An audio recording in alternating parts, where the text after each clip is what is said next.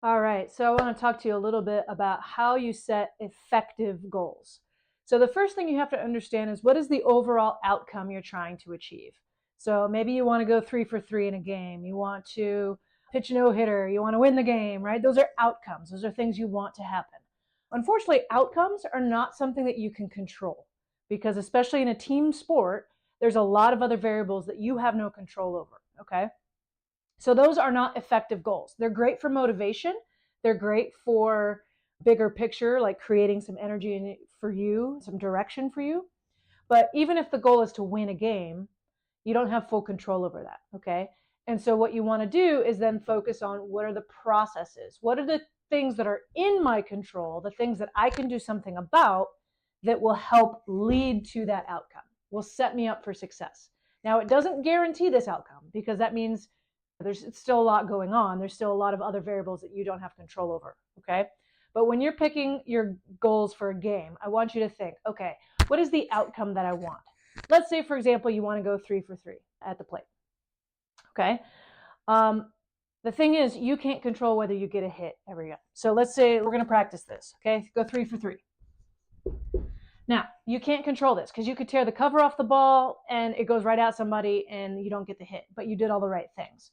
So instead, what I want you to think about is in the past when you've gone 3 for 3 or when you're at your best hitting, what are the processes that you're engaging in to help you go 3 for 3? So, for example, swinging a good pitches, pitch selection. Maybe it is not overthinking. So, not guessing where the pitch is going to go, but just seeing the ball and hitting it. Maybe it's picking a zone and attacking early. You're a left-handed hitter and you like that middle inside low pitch, middle to inside low pitch. That's your power zone. So you're saying, I'm looking early in the count. These are my pitches, right? This zone is where I'm going to hit. Okay. So the thing is, it does not matter. Everybody's process to success might be a little bit different, but those are the 2 to 3 things that you need to focus on. Swing a good pitches, pitch selection, middle in, whatever your process is. Okay. So in the game, what you're focusing on are the process. This is what you're thinking about. This is what you're putting all your energy and your focus into. Okay. So for you, what I want you to think about is what is the outcome you want to achieve? Win the game, pitch a certain thing, make great outfield plays, catch every ball that comes in your vicinity. So outcome is like the what would go on a scoreboard, essentially, like the metrics, if you will. Now, it's again important to know you don't always have control over that. So you want to measure your success based on your process. Okay. So let's say you want to pitch a no hitter, or you want to pitch a shutout. That's probably more realistic. Okay, you want to pitch a shutout. Nobody scores on you. Okay, as the pitcher, that's the ultimate goal. That's what you're striving for. Great, creates a lot of motivation, creates a lot of focus. Okay, really hard to control. So many variables in there. So as a pitcher, you got to think about what do I have control over? Hit my spots. Okay, maybe it's spin. Okay, maybe it's obviously it depends on what kind of pitcher you are, but hit your spots, spin, and committing to every pitch. Right, that there's no doubt. There's no doubt when you're throwing the ball. You're deciding when I let go of this, I'm going to commit to every pitch I throw. Okay, if you're focusing on hitting your spot, spinning the ball, and committing to every pitch, wow, you're going to be significantly more successful because the things you're focusing on, the things you're putting your attention into, is what's going to make it more likely that you can get your shutout. Okay, it doesn't guarantee it. You never have a guarantee, but that's how you set your goals. You think about what's the outcome that I want. What is the process? What 2 to 3 things can I do that are in my control that will help me accomplish that? And then the best thing is the way you measure your success is not by the outcome.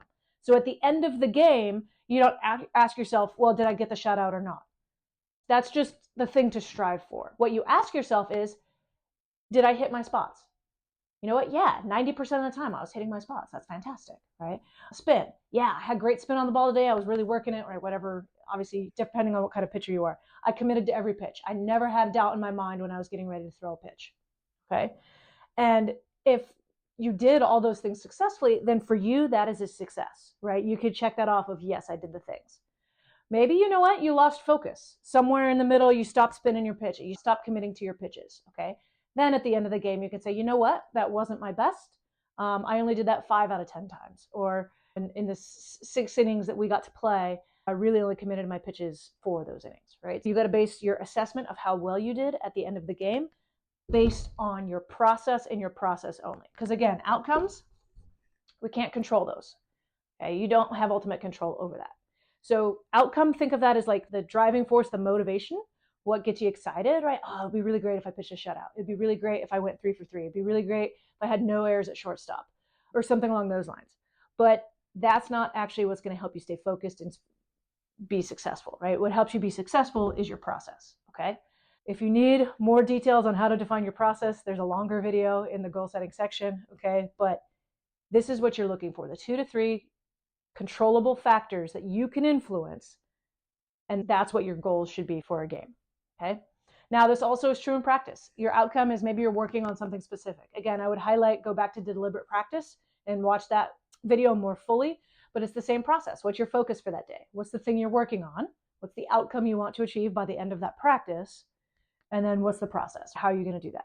Move my feet, get my butt low, depending on if you're working on defensive stuff or whatever that is, okay? So outcome is just the motivation. Process is how you get there. Your goals, your game should be defined. The success of your game is defined on your process, okay? And if you're having good processes, 9 out of 10 times, you're going to set conditions to be more successful.